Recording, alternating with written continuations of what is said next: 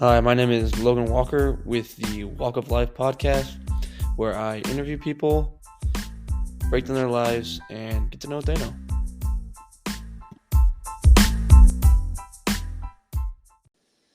Jim Noren is a retired shake mill worker, counselor, corrections officer, and dispatcher, juvenile probation officer, and guardian ad litem, and active tree farmer and commercial clam digger. Welcome, Jim. How are you doing today? I'm doing fine. This is going to be a very lighthearted one. There'll be lots of laughs. Okay. We've had lots of good conversations in the gym. Yes, we have. So, Jim, the first question that I ask everyone who comes on is, like, after you pass away, what do you want your legacy to be? What do you want people to say when they say, "Oh, do you remember Jim Noren?" I'm not really sure. I haven't really thought of it. So I hope that people think of me as somebody who cares about others and willing to help, and that's about it. Well, I can attest to caring about others. You've helped me out a ton, that's for sure, in many things: basketball, life, mental health, all sorts of ways that you probably didn't even know.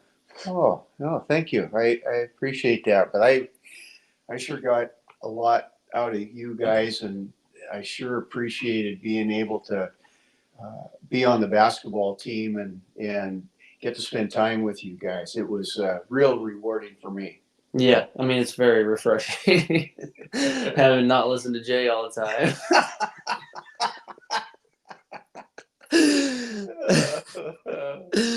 Okay, so let's dive into it a little bit. So, what was your childhood like? It was great. Mom and dad, my sister. I got a sister that's 4 years younger, and then my mom was a teacher at South Bend, taught second grade and then kindergarten, and dad was a head maintenance man at the South Bend school. So your mom was a teacher, you said? Yes. Do you think that changed you at all? Because I feel like my sister, she works so hard with her kids at such a young age. They seem to be learning so fast.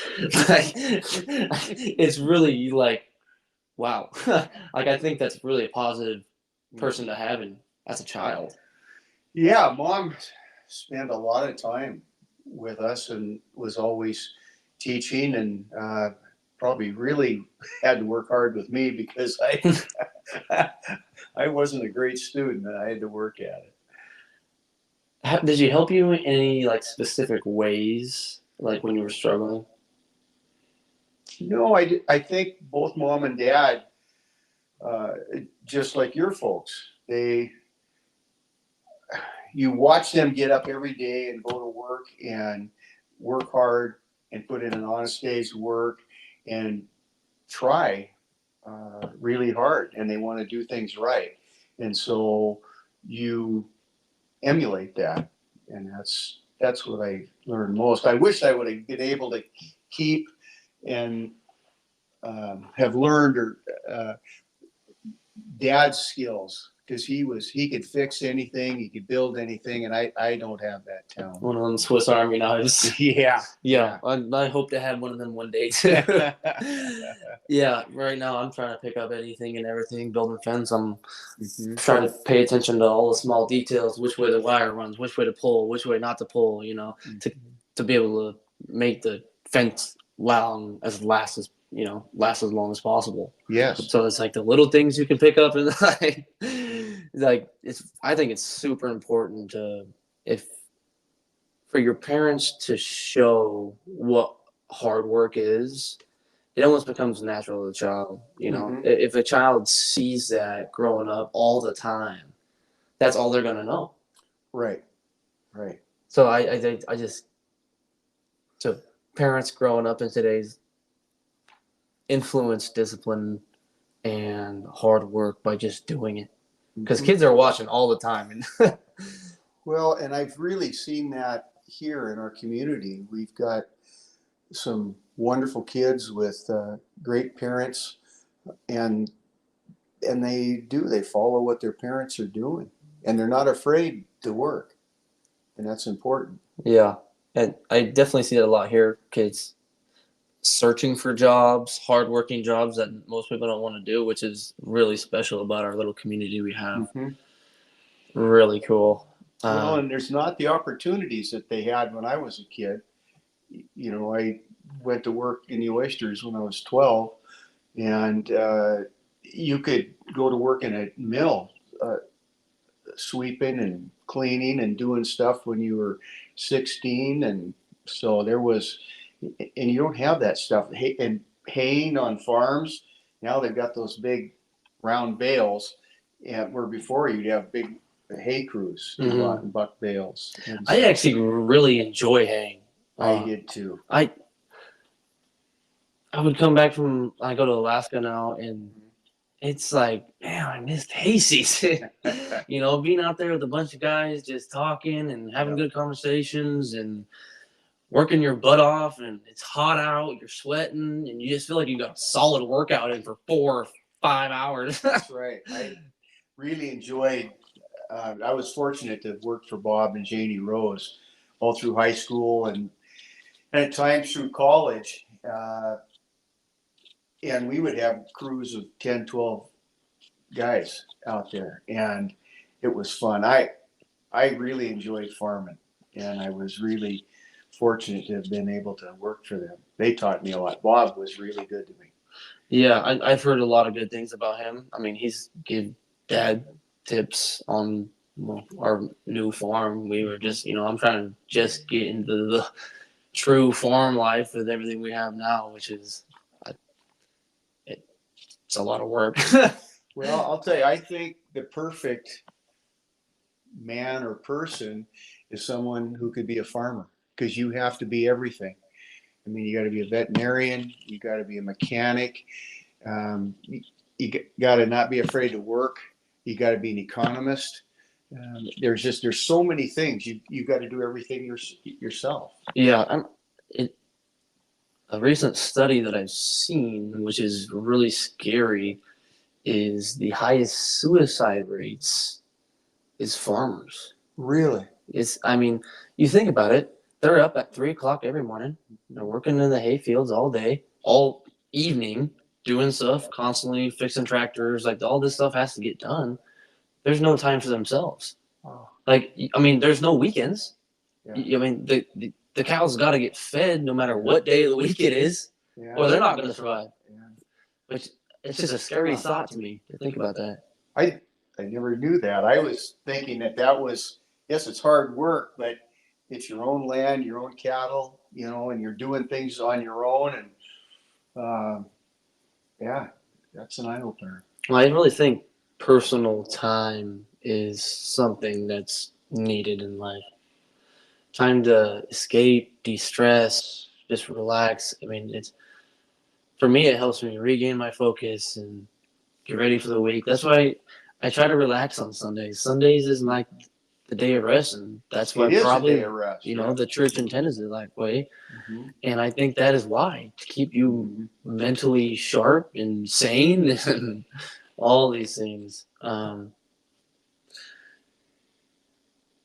So, how do you think the kids compare today to when you were growing up? Like the pros they have and the cons they have? Well, I get upset when I hear people say how bad kids are, and there are some problems. The problems are different, but I think kids have been the same throughout the years. You've got good kids and you've got kids that have trouble, but I've always believed in the bell curve, and you've got the same amount of kids that are doing well. You've got those kids in the middle and the other kids that need some direction. And it's you don't hear of the good kids because they're taking care of business. They're keeping their grades up. They're involved with stuff. They're helping or volunteering. But the stuff that gets the news are the kids that are getting in trouble. Yeah, and the media is so powerful nowadays with It- all of the technology and social medias that I don't know why we focus on the negative so much. Why don't we spread stories of kids excelling and going to college and going to trade school, which I don't. Have you ever heard anything in the news about trade schools? No. Like, why is this not spread as an option? Right. These are jobs that are never going to go away. Mm-hmm. There will always be a place for an electrician, a plumber, a lineman, all these things that aren't even they're not shown in the media. And they're needed. Oh, the deemed essential workers. Yes.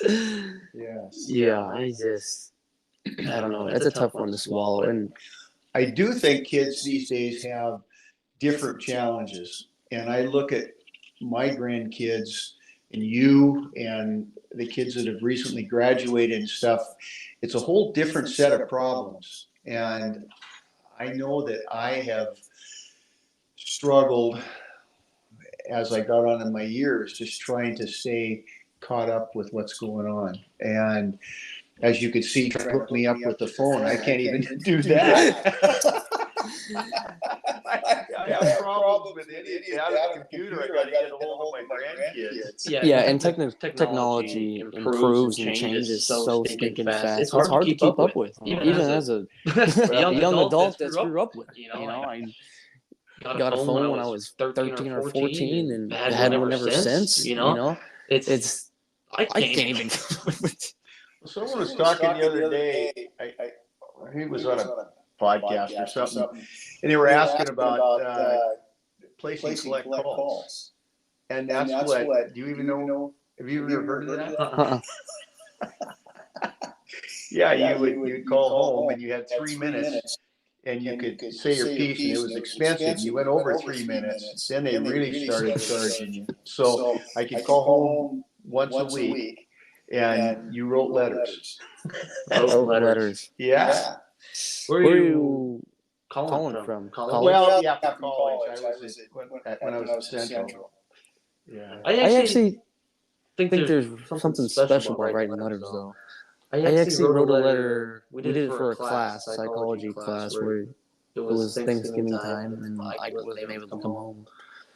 And my teacher's like, okay, I want everyone to write a letter to their family or guardian or someone really important to you, and just tell them whatever you want to tell them. And I was like, put on the spot. Like, we're supposed to write this right now? Like, I can't get 20 minutes to think about this.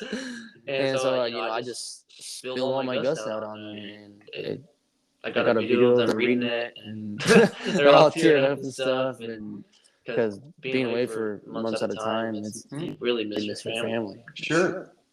And Well, and that's what we've got graduation coming up. And that's one thing I like to do is write a personal note of how that child has affected me. And it's really interesting to do that. It brings back memories and wonderful feelings and a number of things. I mean, with you, I wrote you one. All the kids that have been important to me, or most of the kids that are, play basketball or were connected with football or something. It's good. It's good to do that. it's good to reflect on that, like writing notes. And for me, if you write something down, it's in the brain. That's a good way to remember stuff. And well, for me, when I have to write it down so I can refer back to it, because I forget. the things that come with age. Well, life started when I was about 20. Oh, that's good stuff. What's the most influential things that your parents did to you in high school that really shaped who you are and what your morals are? Well, we always went to church. Faith was important, and that was a pretty much a weekly thing. And again, as we talked earlier, just my watching my parents, how they interacted with others, helping, because most of the time you help somebody else, somebody's going to be helping you sometime, because we all have our strengths and our weaknesses. Some of us have more weaknesses than strengths, but you try to do what you can when you can. And I think it was that, just their example was most, and do the right thing. Mm. And we all deep down know what the right thing is. In your gut, you know what the right thing to do is. Yeah. One question I have, because you brought up faith, did you feel like your parents pushed that? No. It was an It was option. just, that's just what you did. And there were times through life where maybe you didn't go to church as much, or you didn't, not that you really drifted away, because I don't know about others, but when things go sideways or are problematic, I draw on my faith a great deal. And that's when you get things focused. And with my job as a guardian ad litem and as a probation officer, there were many times that prayer was tantamount in my life. Did you use faith as an influence with the juvenile kids? No, I didn't. I didn't talk about it. I didn't bring it in, but you do the right things. I've had kids that have asked me about it, and I'll answer questions, but I never put it out there. So is that one thing you would stick to today, or you wish you would have brought it up more? Well, there's that line of not crossing between church and state, and you have to, because of the law, you can't do that. But people know, they can feel it, and so if they ask, we can talk. And I don't know, I don't know that much. I can't quote scripture and stuff like that, but you just try to do the right thing. Right, and he's in your heart. Mm-hmm. Yeah. Yes. Yeah. Yes. I get that same It's sort of feeling. And it's been one thing. I've gone into court before, and I've had no idea what's going to happen. And as a guardian ad litem, I'm representing the best interests of kids who have been abused and or neglected. Is critical in their lives, and prayer has helped me. And it's always come out. Mm-hmm. It's always come out. Maybe not how you think it's going to be, but it's been successful, or in a way that's helped. Right. So, and I believe, anyways, that God's timing is always right. It'll eventually work out. Right, and you're absolutely right. It may not be in the 10 minutes you'd like to have it done. Yeah. And in some cases in my life, there were things that happened that it took 10 years. And I realized, oh, that's why I went through those things, and I can apply them now. Not that I enjoyed it. No, typically you don't. When you're able to learn something like that, and like you said, reflection, which I think is hugely important, and look back in your life and what you can then figure out things you've learned and then apply them in the future. I think that's one of the most crucial things to do. And that's, on that note, that's one of the things I always thought about. Well, especially with mom and dad, you go through the whole life, and they've learned all this stuff, and then it's gone.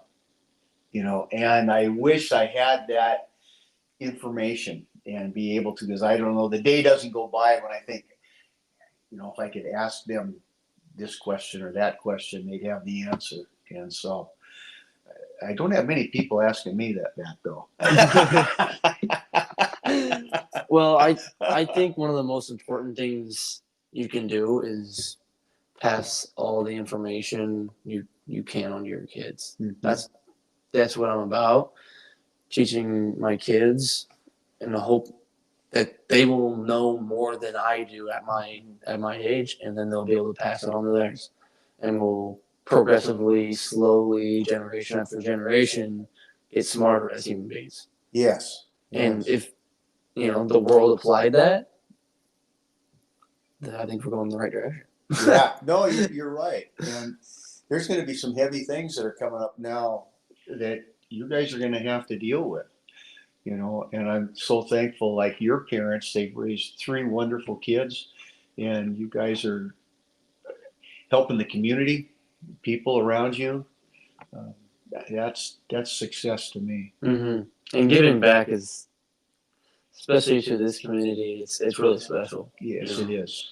And my sister, she's 10 years older than me, and she sets a perfect example for me every day. And I really appreciate her and what she does. And if she doesn't think I'm watching, she's freaking wrong. Because I am, I'm trying to learn from the people that are most influential in my life and have great morals that I'm parallel with.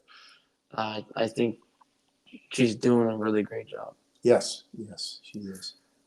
Okay, so Jim, going into college, where'd you go to college? Well, I went to Grace Harbor, 2 years. My first year I was there, and ran track my sophomore year, or my freshman year.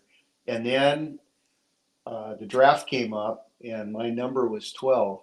So I was going into the military the second week of January in 72.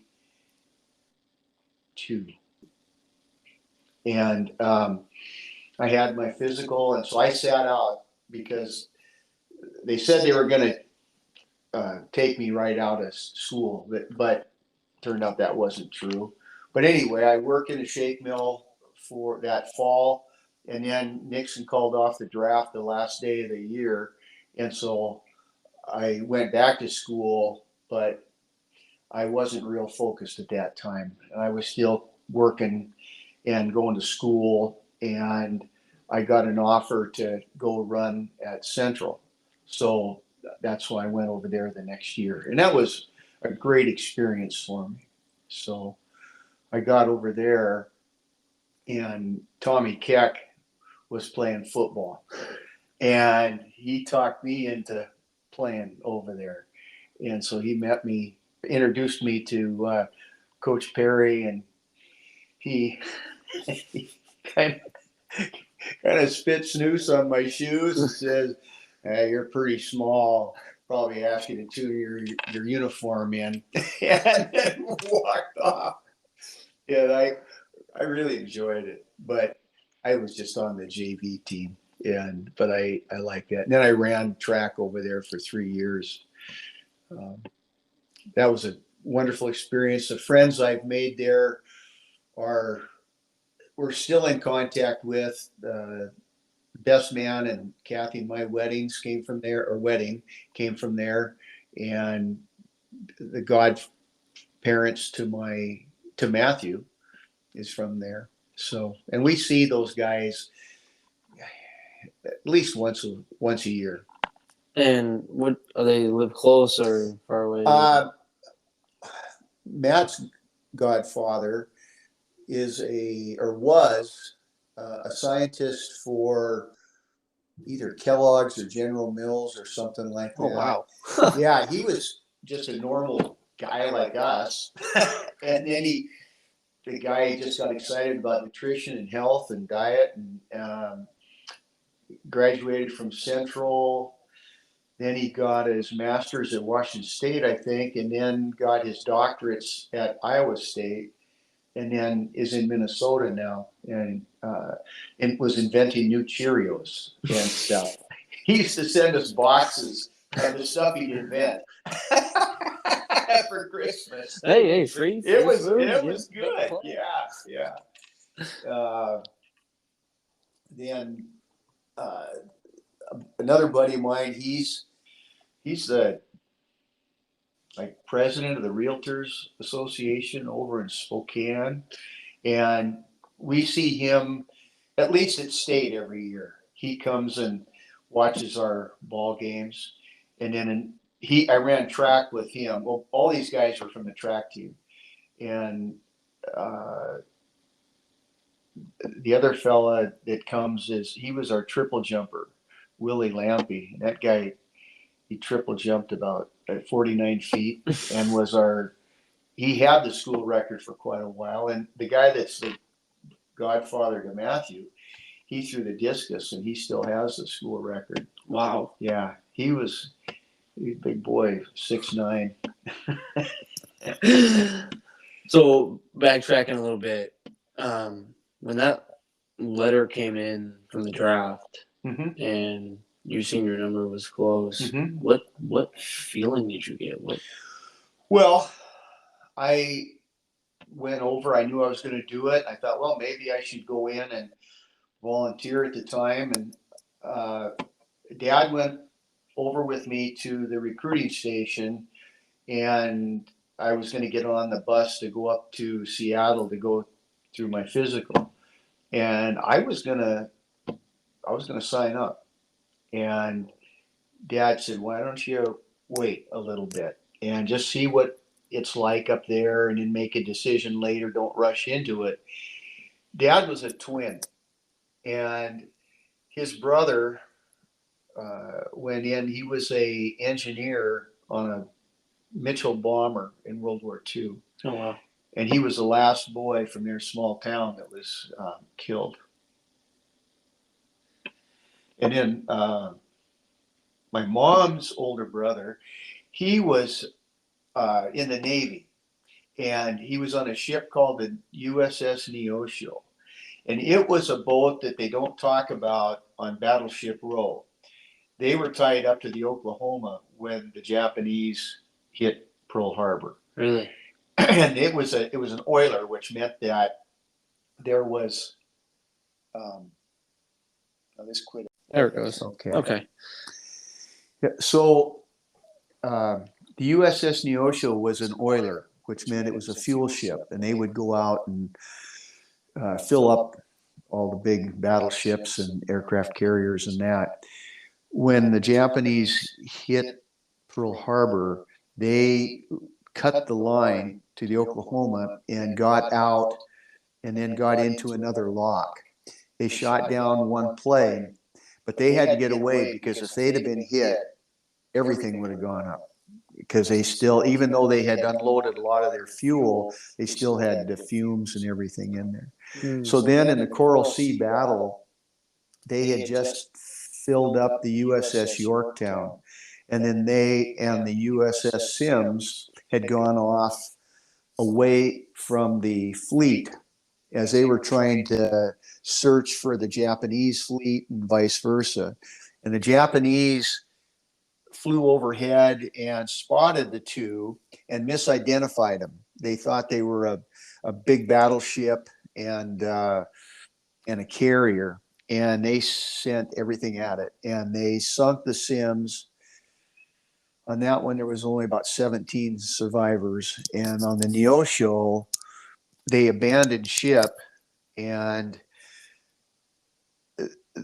I think about half of them were saved. But there's a book that's my uncle didn't survive, and so he was the first boy in my parents' small town to be killed in World War II. And so anyway, with that, I listened to my dad, went up there and went through the physical, and it was different.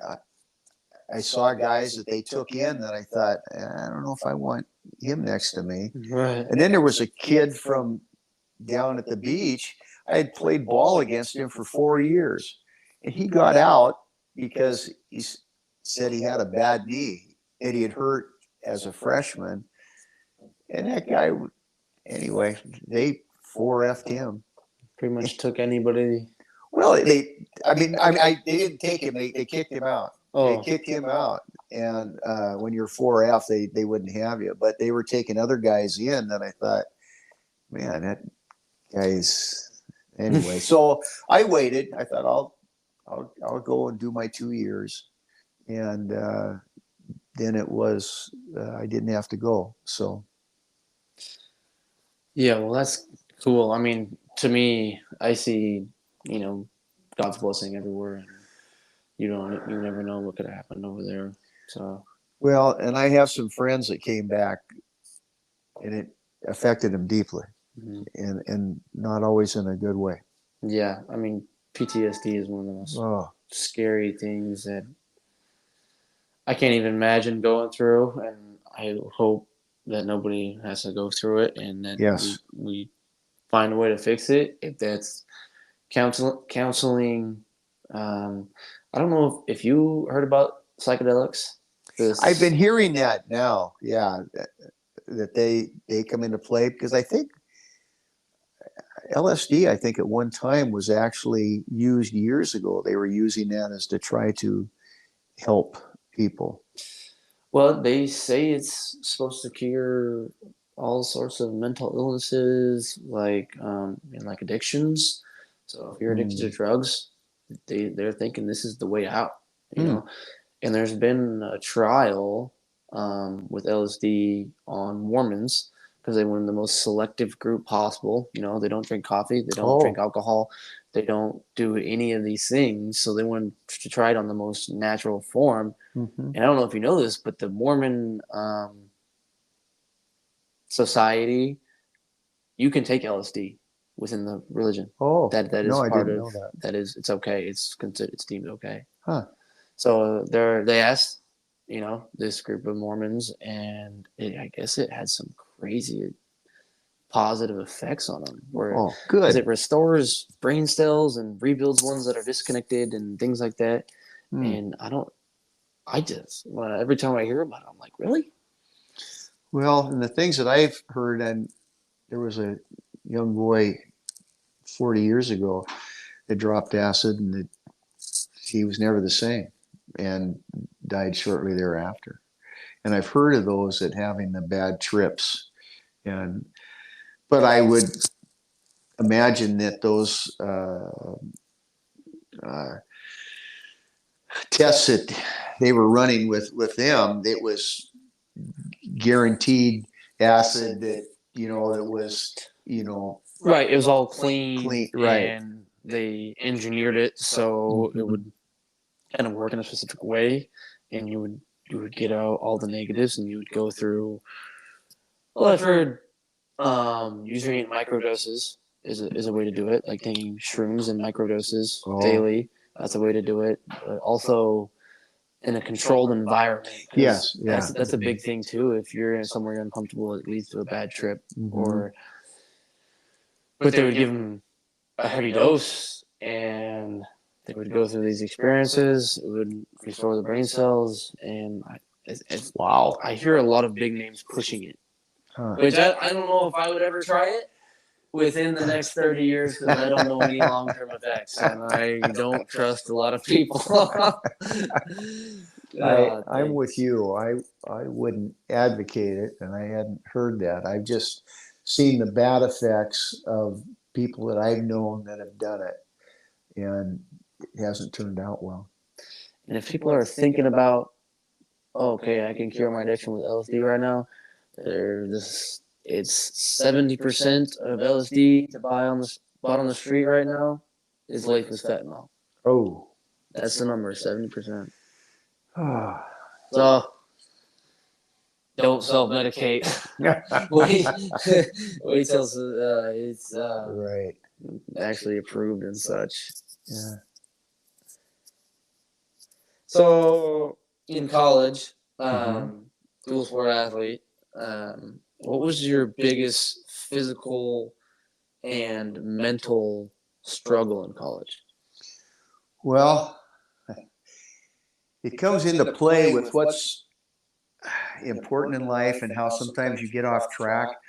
my biggest, well, there were two things. I'm not very big, and I ate and ate and ate trying to gain weight because I was the smallest guy on the football field, and I got knocked around a little bit. And this kind of goes off into another story, but something is impact me grateful, or not grateful, but impacted me greatly. I had come in from a practice and weightlifting, and I had been eating like a glutton, and I got on the scale. It was a big scale with you just stepped on it. It was just a small step to get on it, and you could look at it, and my weight was down, and I was angry, and this is horrible. How could this happen to me? I'm doing everything I can, and I can't keep weight on, and I was over sitting at my locker, and I was just mad at the world.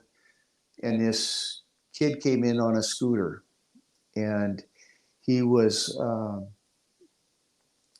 a short guy, and he couldn't walk, got off the scooter, got on the scale to weigh himself, and then was having trouble getting back on that scooter.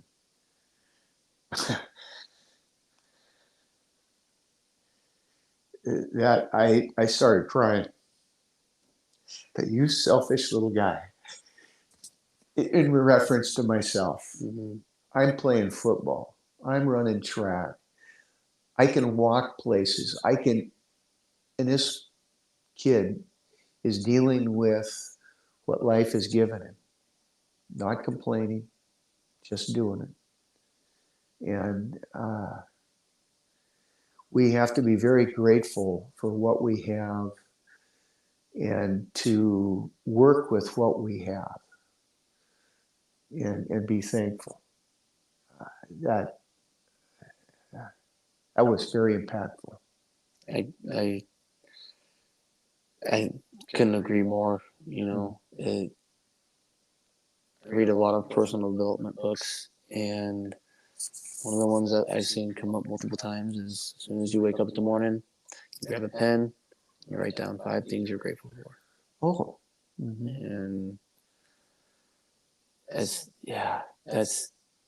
always going to be someone else worse off in the world. Oh. No matter how you are, what you're dealing with, there's always somebody worse off. Well, you know, with Dawn and down at Thorbeck's and Barb and Sandy and all the gang down there, and we joke and stuff about how tough it is, but we're all very grateful, and we mention it that we're able to go down there and socialize. I work out. I mean.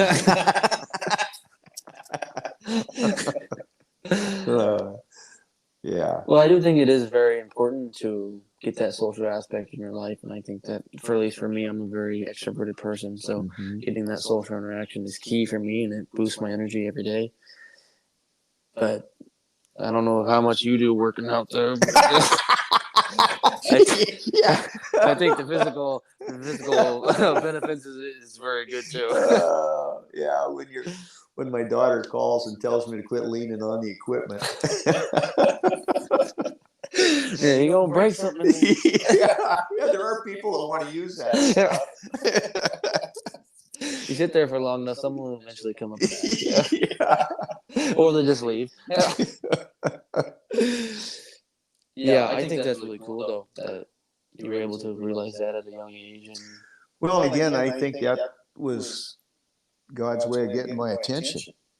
You know, that time at that space, and there have been things through the years things have happened that it's a real wake up call. Mm-hmm. When I was in college this year, one of my teammates went into cardiac arrest. Oh. And that hit me pretty hard, you know, how quickly and how fragile life is. Mm-hmm. And, you know, I'm pushing myself, trying to get better and such, and I would wake up in the morning and just think, he's not up right now, you know. He's laying in a hospital bed. He's plugged in, you know, be grateful. and that was my moment. What happened this year? It was crazy, you know, and it was tough to deal with. And luckily, I'd found my faith by then, and I had the favorite spot right on the Missouri where I found my faith. And after he got rushed to the hospital, that's where I went. Oh, I went and sat next to the river, and I was just praying. I was just enjoying the beauty of nature. I was sitting leaned up in a tree. Nobody could see me. I was in brush. It didn't even matter. yeah. But I was just overwhelmed with greatness, and I felt like God was talking to me. And what He said was, "He's going to be okay." And I was like, "Okay." And I felt reassured after that. I was fine. I was like, Good.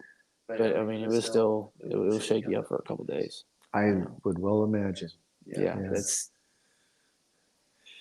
And it's comforting too when you spend that time. mhm. Yeah, good. I'm glad you've got that. Yeah. It seems like we, the just having those experiences is really, I don't even know how to describe it. It's just special, to know something's there. Mm-hmm.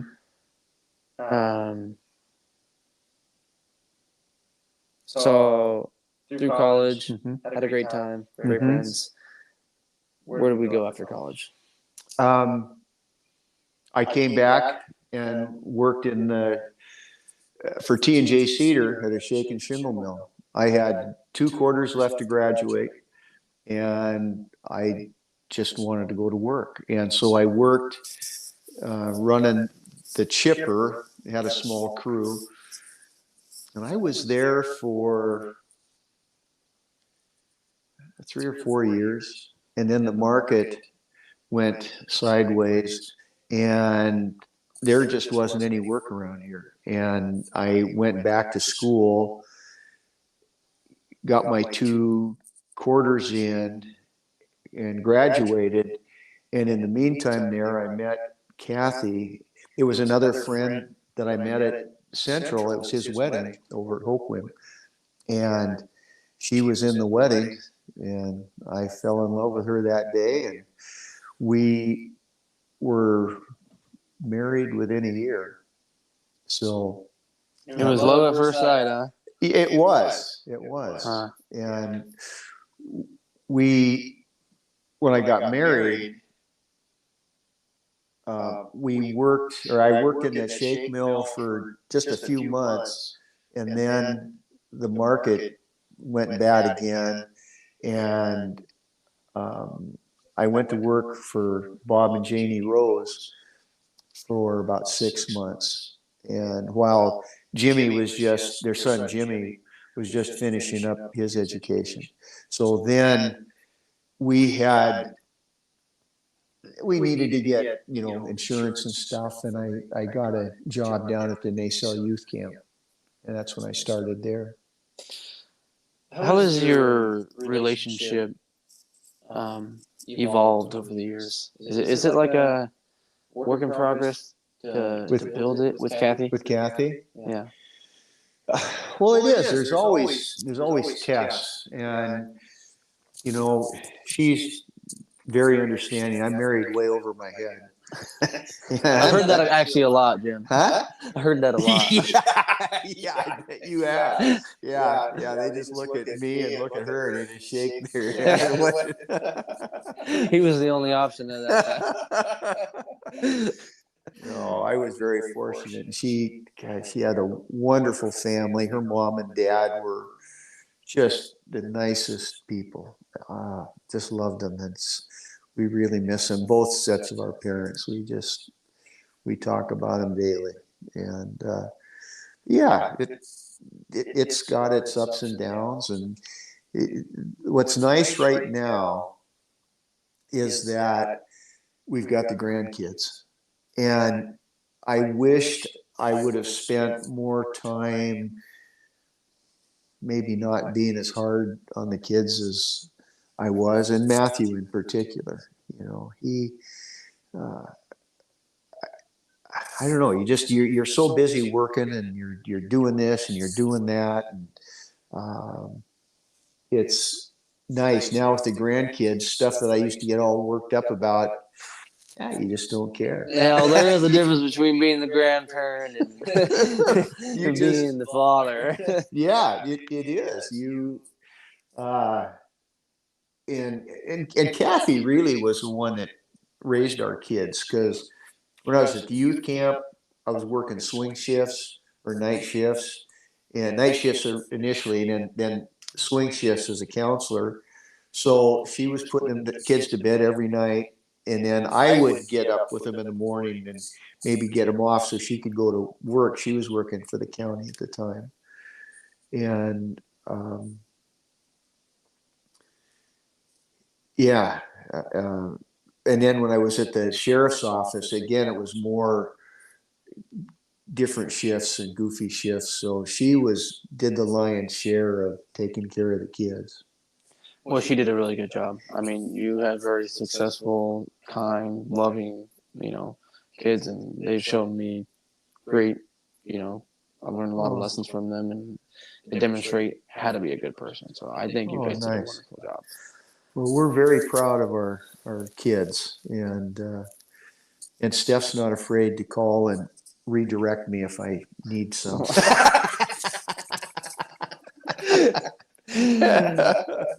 Well, Jim, I do think it is important that you let them know that you're proud of them consistently. I think that's a big thing for a kid to hear, and for parents out there that are listening, I think that's a good thing to do. It's just to tell a kid that that you're proud of them.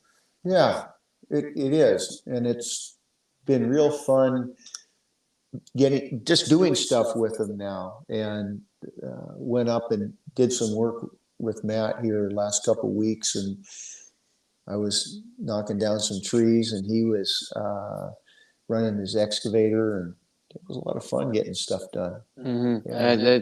That's how Dad and I bond the best is through work. I saw you guys building fence the other day. Oh, we have a blast out there. Cracking jokes. Yeah, throwing a couple good, intellectual conversations in there, and then 90% of the time we're laughing and pitching each other crap. And that's so much fun. That's some of the best part of it. I think about my dad and a guy by the name of Wayne Patrick. Wayne was an electrician with the PUD, and he and Dad kept the churches going here, just they could fix anything. And I thought about how much stuff they could have got done if they wouldn't have spent so much time telling stories and laughing. That's where it comes from. Oh, okay, oh, they had a good time together. That's what I enjoy about Don too. You get down there and you're just laughing. Mm-hmm. And, he's a comedian too. Yeah. Yes. Well, I think that working with family really it brings you closer together for sure. And you know what's really nice right now? While we're talking, Kathy's outside working. I'm waiting for her to poke in here and say, Jim, you gonna do something? Oh, that's hilarious. So at this time in your life, going at your second job now, what was your passion? Do you have any sort of passion or calling that you were really striving for, or a dream job at this time? Right now? No, when I got out of college? When you got out of college. I just wanted to work. I wanted to work and be known that I was a good worker. I liked being outside. I loved farming. I really enjoyed the mill. I loved being out in the woods, and my eventual occupation was the farthest thing from my mind. I never thought I'd be working in an office or doing what I was doing. Mom always encouraged me not to become a teacher because she was concerned that you'd get wrapped up in kids' lives and stuff. And so instead, this is where I ended up. Yeah, I mean, you just gotta working let it take you where it takes you. Well, and again, I think that's part of God's scheme. I wouldn't have, the path that got me there was something you certainly couldn't have mapped out. Right. And like Trish and I were talking, she was saying, don't be afraid to switch because she's had a whole bunch of different jobs and companies, and she's like, go ahead and try everything out you can. Try Yes. something out, and if you don't like it, try something else, and then Right. eventually you'll find what you would really enjoy, and then it doesn't become work. It's fun, and it's just you're getting paid to go have fun. Well, I've got a good friend that has had some tough things happen in their life, and she had said that her job, she used to just go to work and it was a job and that job didn't work out, and I didn't think she had been treated fairly by her employer, but talked to her last week and she's got a job now where she's helping people. She might not be making the money she did, but she enjoys, and it's a faith-based job, and she gets up every day with a smile on her face. That's special. And it's just, and she's got to be early 40s, Well, I think that there's aspects of every job that you're not gonna like, and you just gotta fight through them because 90% of the time you're loving what you're doing. That's the best we can do. That for that little bit of time that you actually can deem work, that's just something you gotta work through, and it'll shape you in a positive way, I think. Well, and if you're doing something for someone's benefit, or trying to bring them along, and that's the thing. I look at your mom and her career, the stuff that she has to deal with, but my hope was always the end product. Every one of us has made mistakes or done things that we shouldn't have, but as we evolve, we want you to be a positive and successful and contributing member to society, not someone just, and we've got that element now where we make it too easy. There's no need to change. For a lot of these situations that you see in the cities and even around here, their whole goal is to stay drunk, stay high, which leads to mental illness, or they're mentally ill. And we've got, you have a right to be crazy now. You don't have to, and if you give somebody food and housing and they don't have to do anything other than go out and find dope, what incentive is it to clean up and get back on track? See, that's really scary to me as well. If we're paying people X amount in, like their social security checks, they have no incentive to go get a job. Why would you if you're getting paid to be at home? You look at whether it's you or me or even what's in Seattle now, people have to reach a lull, and they have to reach a point where they're uncomfortable enough to start making changes. And look what's happened in the big city. They just let things go and let things go. And now it's so crazy to where it's not safe. And now we've got to do something. But those are relatively responsible people who just let things slide. It's okay. We don't, well, it's like being a parent. The hardest job in the world is being a parent. Because if you love your kid, you're going to tell them no, and you're going to discipline them, and they're going to learn. And we've gotten away from that in society. But how do we fix this, Jim? I mean, it's good to talk about the problems, but without a solution, we're just Right. talking at this point. Right. Well, there's got to be legislation and laws come in. I mean, you were seeing small things like the pursuit of felons in cars. You know, you just Yeah, that grinds my gears. well, yeah, that's good. That's That good. will grind my gears for sure.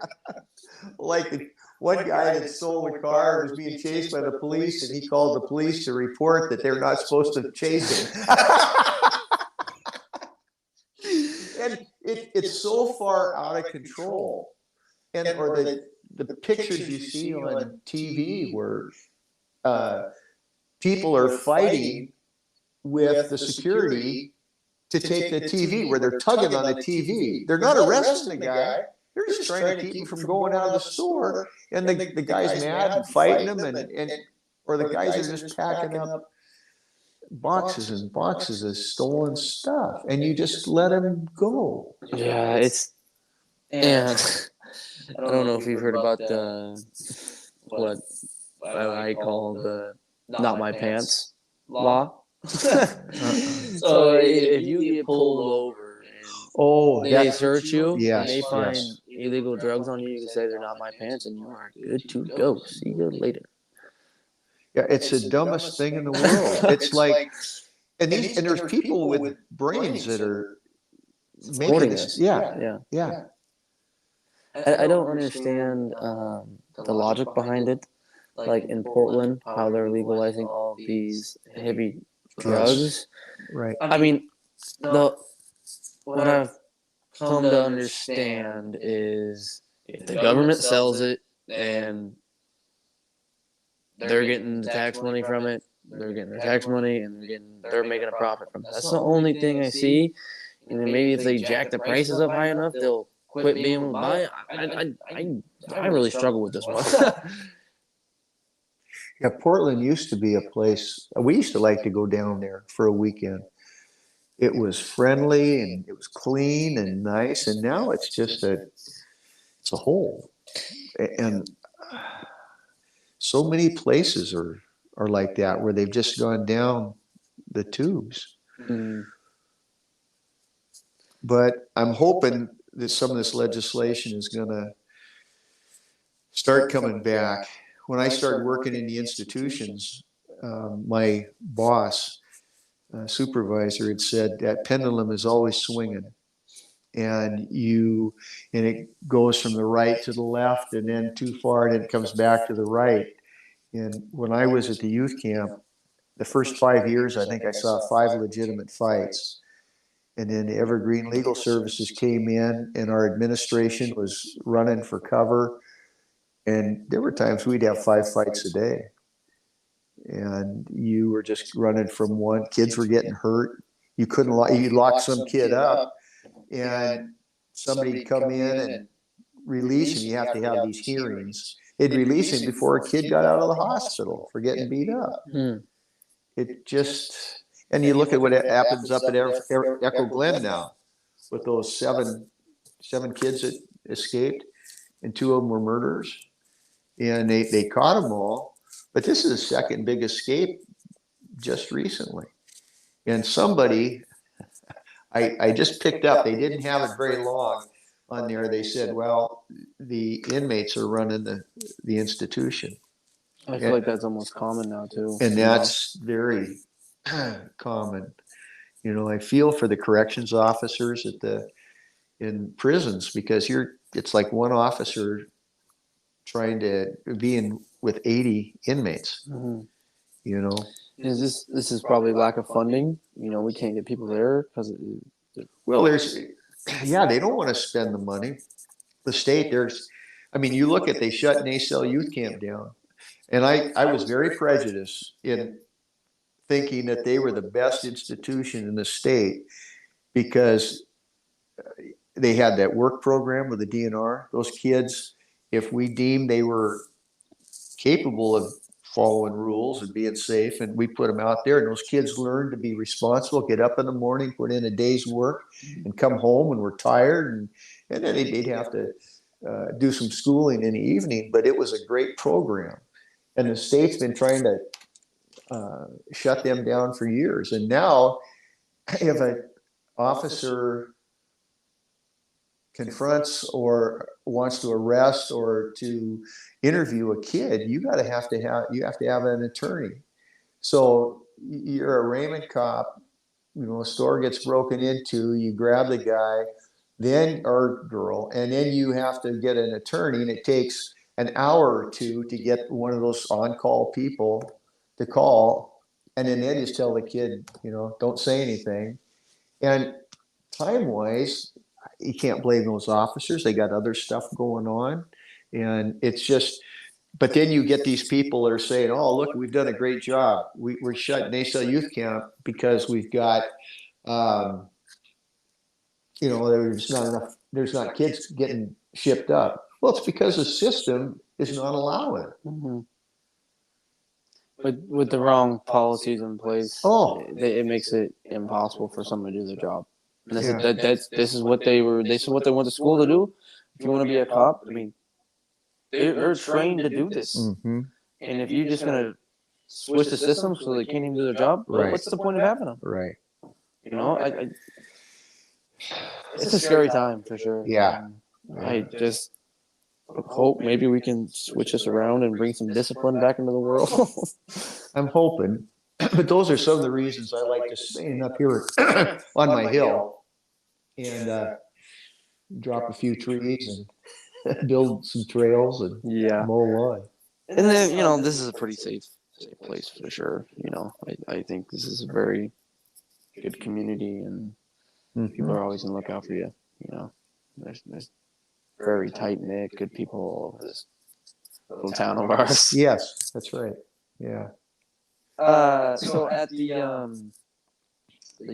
youth camp, you did some work with a lot of immigrants, right? A lot of what? Immigrants. When I was in the juvenile office, I did. I remember we were talking about that one day last year, and it really stuck into my head.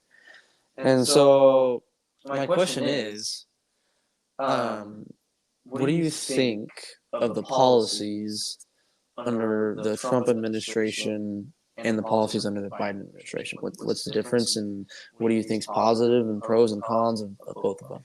I won't be able to quote one way or the other, but I think people should be allowed to come into our country, but there needs to be the vetting or whatever needs to happen when people come in, so you just don't have people that we don't want in here. I mean, criminals and stuff like that. But I do think that we are a country that was based on immigrants, and we're going to continue with that. And you look at our area now, what was it? Out here, it was the Swiss and the Polish and the Germans, and in South Bend, it was the Norwegians and the Swedes, and you have the mix, and then you get the Japanese and the Chinese came in to work in the canneries, and then the horrible treatment the Japanese got during World War II, the internment, they had. But then you had the Asian communities of, the Cambodians and the Vietnamese and the Lao people after Vietnam, and they've assimilated into the community wonderfully, and now you have the Hispanic community that's going in here, and quite frankly, without them, our fisheries system and shellfish system would be non-existent. Mm-hmm. Yeah, I mean, there's too many benefits to immigration. I just think with open borders, there's so many people that can just run across. I mean, how easy is it for a terrorist to run across the border right now? And right now, you're getting $1,000 and an iPhone and say, go on your way. Yeah. Which is scary. But no, and that's what I think about our country, when you have a free country and you're allowed to do just about anything, I'm so pleased we've got, at least hopefully, we've got the systems in place to try to monitor, to keep us safe. You know, whether it's the CIA or the FBI or whatever. Some of those minds that are doing monitoring and trying to do the intel to keep out some of these horrendous elements, terrorist elements that come in that, you know, don't care at all about killing people. It's awful. I get concerned about, I get really concerned about China. Yeah. And so, I mean, from what I've learned, that's where the fentanyl is coming from, and the fentanyl, our crisis here. China shipping it to Mexico, and then the cartel runs Mexico, anyways. So it's just going right across. It's open. wow. My question to you was the Trump administration too far in the policies? Because I know you've talked about people getting deported, and you told me I can't remember exactly how the story Yeah, went. they were, young man that I knew, good worker, great husband and father, and really contributed to the community. And yeah, he had gotten in trouble before, but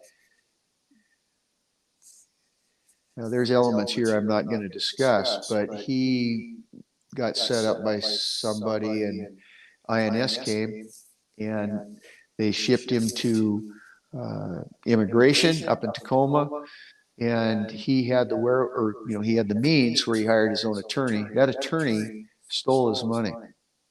Didn't apply due. He kept calling. The guy didn't. Actually, I'm trying to think. It was a lady. But anyway, yeah. I had said, look, because he was frustrated with getting a public defender, and I said, well, but they're used to that system and that. Well, anyway, that guy took his money. They shipped him back to Mexico. Oh, we went on. There we go. Yeah, he went to Mexico and he had to stay down there for a year or so. And then to come back into the United States, he had to be rearrested, and then was hung up in an immigration in San Diego. And it was strange. He said that his first two hearings, they were, as he said, they were Mexican officers, and they kept saying, "Don't send him out, don't send him out." And it was a white officer that came in the third time and said, "No, you got to release him." So he came back up here, and he was on parole for a year or so. But the damage to his family was, I'd see his wife and she'd be in tears, and she worked up here like crazy to keep the family going, and they're doing wonderful now. And this is one of those things where you think of, it was horrible. It was a horrible thing that happened, and there were a number of people up here who worked hard to get him back up here. But as a result of having gone through that situation, they are now able to help others to navigate those issues. And so, as horrible as that was, there is a silver lining on that to help others. And that's one of those experiences. Yeah, I think that's God had to put him through that just so he would learn and he would share it with others. That seems like a clear sign. But how do we find that middle ground? Where's the middle ground now between letting people in and being so strict that everyone's scared? Well, see, that's I think the issues that we're dealing with right now, you've got Trump on the far right, and you've got Bernie Sanders on the far left. You, all my friends are in the middle. I mean, yeah, there may be some this way or that way, but society's in the middle. But it pits people against each other. You know, it's like you put in you're going to buy a house and they say, okay, we want this amount, and you come back into this, and you end up meeting somewhere in the middle. But that's what I wish we could come. I wish that we could get candidates from both the Republican and the Democratic side that are more in the middle. And I mean, some of the stuff that is espoused by the far right it's scary. And that's this is my main problem with Trump when he was in office is he just divided the country. It was either Yes. you're with me or screw you. Right. I'm like, Right. we need some unity in this country. That's what we need. Well, If we could come together and work together towards a Yes. common goal. yes. Because one thing that I can't remember who told it to me. I think it was Bobby. He said, at the end of the day, most of the time, Democrats, Republicans, they want the same end goal, and they have two different ways of getting there. Right. And I don't know how we can't relate to that. But if we look in history, you'll see what happened in Germany. You think all those German people were horrible Nazis? They didn't start out that way. It was you had that small element that then just vilified the Jews. And it's easy to paint somebody or a group of people as the bad guys. We're better than them. And people are so willing to fall into that trap. And that's what's scary to me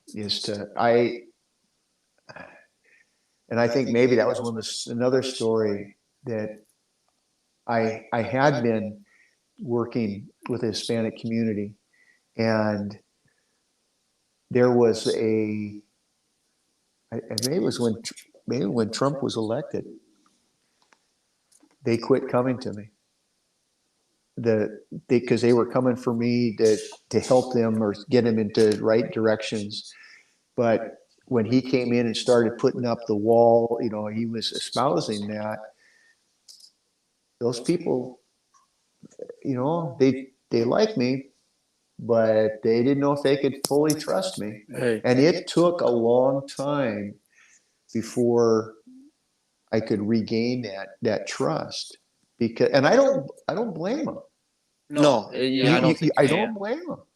That's a really scary situation to be in. Yeah. I can't even imagine. Yeah. Anyways, getting back to you. So after working at the Mesa Youth camp, what was next? Then I got a job as a corrections officer and dispatcher at the sheriff's office, and that was I like that. Working in the jail was easy because at the youth camp you didn't have.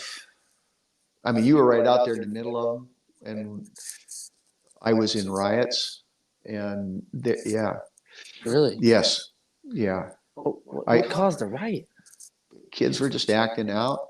There were some lodges that weren't run as tight as others. And in the lodge that I worked in, I thought we did a very good job. And we sweated the small stuff, because when you sweat the small stuff, you didn't have to deal with major issues, Right. you know.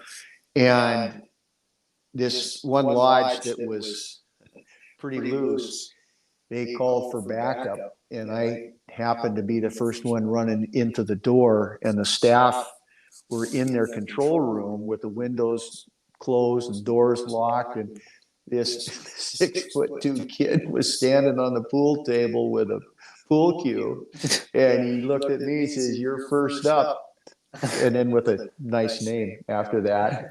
So I used my best verbal skills to get the guy down, but there were kids just running wild. And then we got some more people in, and then we were able to take control. So, but it was violent. And the corrections in the jail. Jail, that was nice. Before you let them out of the jail cell, you put cuffs on them, and they didn't have to worry.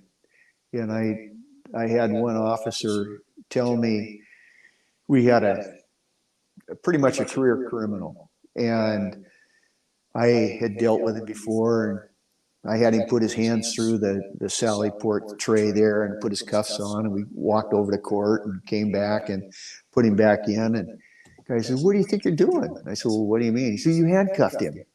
Well, yeah. I said, "This is nice." He said, "Well, if you're afraid to work in here, you shouldn't be in here." And I said, "If you're not aware of your surroundings, you've got no business being in here." Yeah. And that particular officer ended up getting hurt later on, and and it was a kid, it was a guy about half his size. So no, I like it. Is there any policies or groups to help these kids mentally in there? At the youth camp? No, in the jail, or help these? Not like there is now.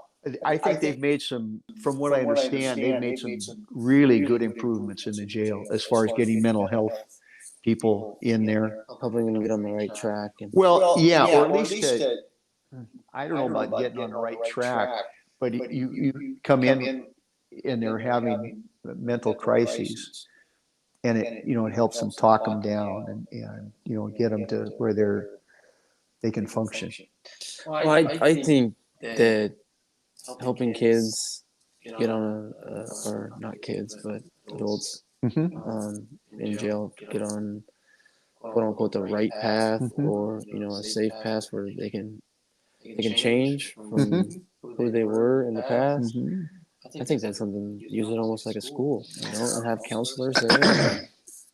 There's not enough. Again, this is the legal policies of not funding, of as long as you're not hurting yourself or others, it's okay to be kind of crazy. When I was a senior, back in '71, we went up to Seattle for our senior trip, and you didn't see hardly any homeless on the streets. That fall, there was a legislation change, or they shut halfway houses, and that's where a lot of the mentally ill, and they had to take their meds, and they'd get them into jobs and do, so they were positive contributing members to society. Next thing you knew, the streets were crowded with the mentally ill because nobody was watching, and they were just open the door. Really? And it's gotten worse and worse and worse. Well, you would think someone would notice if they had these things in place and the streets were clean and the people weren't running around crazy, and then this legislation came in and all of a sudden there's homeless. Like, I mean, that seems like a pretty clear cut variable right there. You would think so, but I don't know how many. Well, we'd have these trainings that you'd go to, and with the mentally ill, or we'd have these mental health professionals. They'd come in, and I would point out, they need to be either medicated or more involvement from counseling community. And yeah, they didn't like seeing me coming. We got in arguments all the time because it's essentially, they said, "Oh, it's okay to be crazy." as long as they're not hurting anybody. And now, I just saw it last night, whether you can believe TV, but Yeah, that's another conversation for a different time, Jim. Oh. We could go way down that rabbit yeah, hole. yeah. But to try to get kids mental health counseling. I mean, I've been retired for 5 years, and it was hard to get kids the necessary counseling that they need. And it's even worse now because with the pandemic, you've got kids that then became socially isolated. And 60 Minutes had a deal last night when they talked to one kid who ended up having trouble. They said, well, what'd you think about when the pandemic said no more school? And he was like, woohoo, this is great. Until he actually got into it, and he was didn't get to see his friends. And I had a young lady who had gotten in trouble. She was a handful, and she didn't want to go to school. She wouldn't mind her mother. She was always out. Well, she got in enough trouble where she had to see me. So I made sure she went to school, and she was doing well. And as soon as she was about 17, she got off probation. And as soon as she got off probation, she quit school. I don't need to go. And it took about 3 months. She was so bored that she went back to school, which to her credit. And she ended up being quite a good athlete and a pretty decent student. And that, but it was, boy, I laughed. Yeah, I'm not going to school. I don't have to. And then, all my friends are in school. Mm-hmm. She had nobody to talk to. That's like my, in my junior year of high school, it was, that's when COVID first started. Oh. And I was like, oh, sweet. Yeah, no school. And then 2 weeks in, I'm like, what are we doing? Yeah. Hey, something, I can't do this for a long time. Oh. As the time went on, and you think about all these kids that are stuck at home. Mm-hmm. What if they have an abusive parent? Well, and you also see how many kids we've lost in here. The school has no ideas even out there, whose parents aren't. It's too big an effort to send them to school, or they don't want to deal with their kid whining about going to school. There's a bunch of them out there. Mm-hmm. And we used to have a Becca bill where if you didn't go to school, you got put into court, and the judge said, look, you're going to go, and also told the parents, if you don't make them, we're going to hold you accountable. Child neglect, right? Yeah, and that's all out the window now. Really? Oh, yeah. So when I was in college, I took this class where I had to be in the classroom for 30 hours for the semester. And they had a really small school and not a very good little town. I mean, it's really small. The school was K through 12, one building.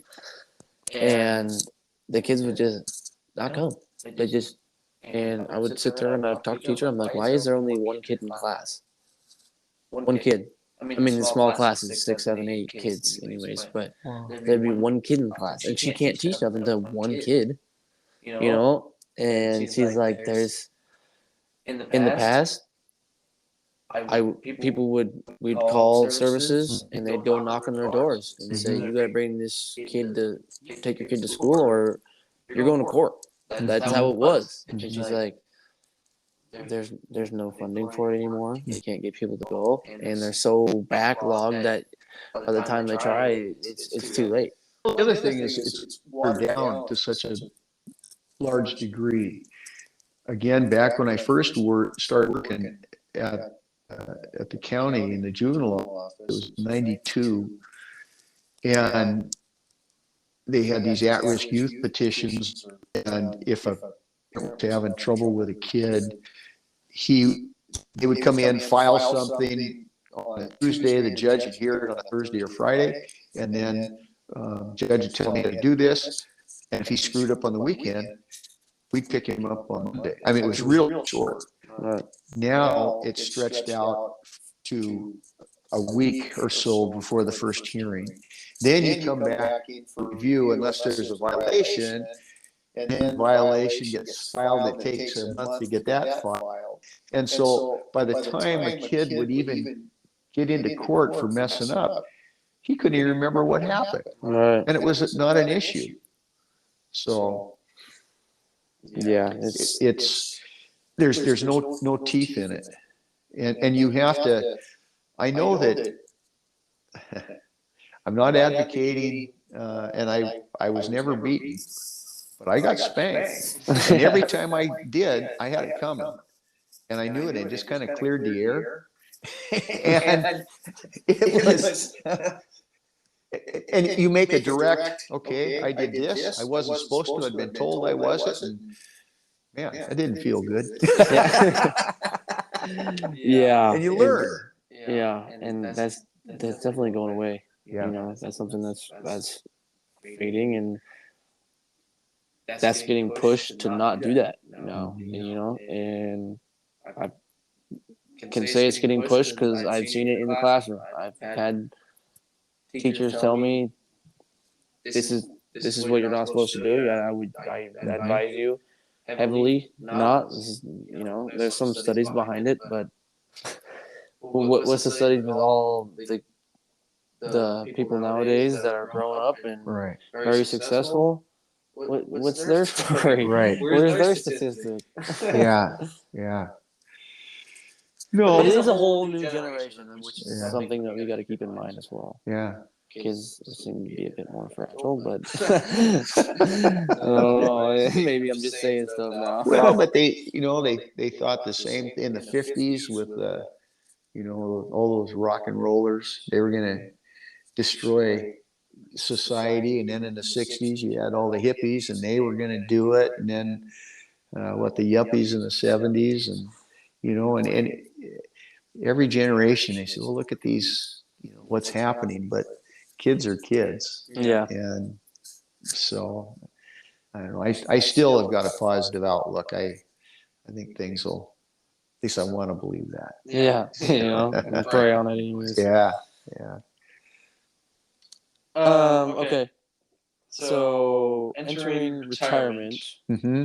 what was the biggest change? The biggest change was I was used to having people come in to my office, and I could maybe help direct them, or they would come for advice or information. My family doesn't want to hear anything from me. they come on, Dad. No, I don't want to hear that. Hey, Jim, at least you tried. I still try, and they still not. Come on, but there was a bit of a change, and I will say that I did miss the interactions with the families, because I did enjoy the county, because most of the time, a kid would mess up and they got caught, and they'd come in, and they weren't bad kids. You tried to help with what you could to get them whatever they needed, or maybe didn't need. Maybe it was just coming in and having to come into some strange guy's office was enough. And in most of the cases, that was it, So I liked that. But I could see where people would retire and not have things to do. And I've been very fortunate and blessed in that I can go out every day out here. There's trees that need to be cut or something of that nature. I got big lawn. I was very, very thankful to Coach Pete initially, and then to Jay, that they kept me on to be part of the basketball team. That was fun. And there were times I think, oh, we got practice tonight. But every practice was fun interacting with you guys. And that was very positive. I really enjoyed that. So, and now I've got Thorbecks in the morning, Social hour. workout, Workout. and Tough one. so I mean we've got come home and maybe have lunch and take a nap. And go do something in the Wow, afternoon. that's it. I'm gonna bust my butt at my age right now so I can do that. That sounds amazing. It is. Those after lunch naps are nice. So Nice full belly and yeah, recliner. And yeah. So it wasn't. I didn't have a tough transition into this, and I still have. I don't get everything done that I want to, and I just wonder. Well, I know how it got done. Kathy did everything. Well, I think it's really great that you're staying active. I think that's a good way to stay sane. And Well, you got to stay active. You can't stop moving. yeah, I can't imagine not. No, it's and I enjoy going out with my buddy on crab fit, or he's a crabber, but we got clamming, and we didn't go yesterday because it was blowing too hard. It was rough, but like today, it was just beautiful going out there, and we laugh, tell stories, and both coming out and going back. So it's enjoyable. So yeah, it's nice. I make a little side money. Yeah, too. yeah. I heard you're the top digger out there. Is that right? No. What? No. You sure about that? Not anymore. Not even close. Fastest digger in Willapa Bay, right here. I just got a couple of questions left, Jim. But, Okay. what in your life right now? What is your top priority? Family. Family. Yeah. That seems to be a very common thing that I'm noticing as I'm interviewing community members. Family is at the top. I think it really is a testament to our community and to the people in it that family is very deeply rooted. And I thought that that was one of my special values as myself is my family's always been my top priority, and I'm coming to realize that that's everyone here. They're all family loving, would do anything for them, no matter what it is. It's truly amazing. Yeah. Well, that's what I look at all those graduation pictures of and all those kids have got great family support. And this last group of seniors, this basketball team, what a great bunch of kids. Hooligans. What they call them, the Elk River or Elk River Mafia? Is that what? That sounds like them. That's for sure.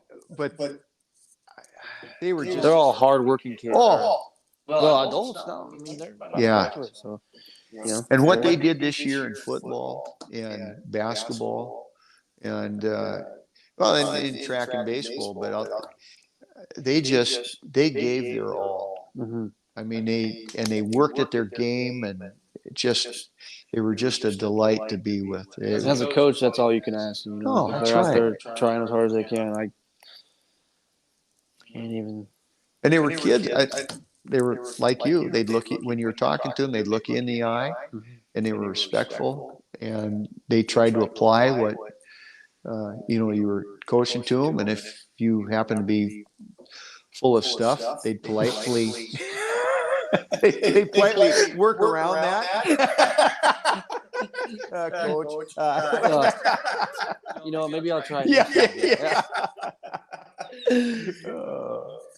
All right, Jim. I got one more for you. Okay. After you pass, what do you want written on your gravestone?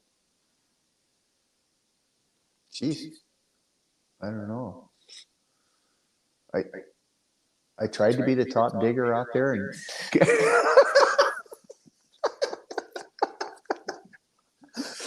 most ever caught in one day, 500 pounds. That's it. No, I don't know. No idea. Well, now you have something to think about. Yeah, well, I'm going to try to stay above ground a little longer. Yeah, well, I don't blame you at all, but I don't know if you keep doing social hour. Yeah. Yeah, I actually put some effort into what we're doing down there. But, yeah. Well, Jim, Okay. that was an awesome conversation. Great. Well, thank you. That was a lot more topics covered than I thought. Yeah, Yeah. I really enjoyed it. Oh, good. I did too. Good luck this summer up fishing. Oh, thank you very You bet. much. Okay. Yeah.